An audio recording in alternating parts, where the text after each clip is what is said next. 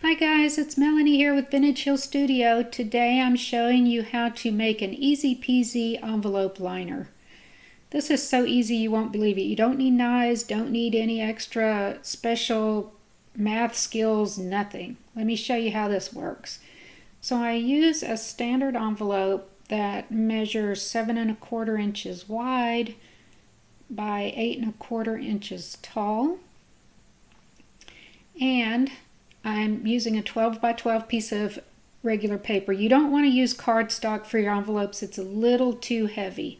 So just any kind of regular weight paper would be best.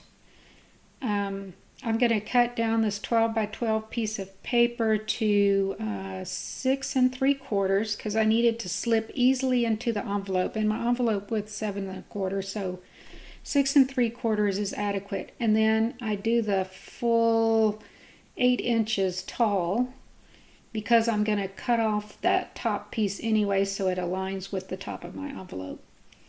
So here you see where I ended up with 6¾ and you can see I have a little border there on my width, which is what I want so the paper slips in there easily. So now I take my liner paper and I put it on the inside of my envelope all the way down to the bottom, and I leave equal distance from each side. Then I simply take the top, fold it over, give it a good crease. I mark the back side of my pattern paper with a pencil so that either way I want to hold it I can see my pencil lines. Then I'm going to take the liner and fold it in half, but I don't crease it here, I just fold it and hold it. And I'm going to see my gum line for my envelope is like 1/4 inch or so. I don't really do anything too special here. I can see from my pencil line that I want to cut on the inside of the pencil line to allow for that gummed closure. So there you go. Now I've got a nice point to my liner. I reinsert it into my envelope, lining up the point of my paper with the point of the envelope. I already have my crease line, so that helps, and you know it has to fit down in the bottom, so there's not a lot of extra measuring or anything you have to do. Then simply fold over your liner paper, put adhesive on it, fold your envelope flap back down, which should line up precisely point to point from your paper to your envelope, and you're done. There you go. How easy can that get? So you see my card slides in easily, and because I used regular paper it's not too stiff. Now of course when you spend that much time on your cards, don't you want to add a little whimsy to the outside of your envelope so your recipient can anticipate all the goodness that's enclosed inside? So here I've used some Say It With Stamps by Becky Moore, and it has a mail theme, M-A-I-L, and I just think it's so cute. So I chose those 4 little hearts hanging from string, a sentiment that says hugs enclosed, and then a trio of hearts.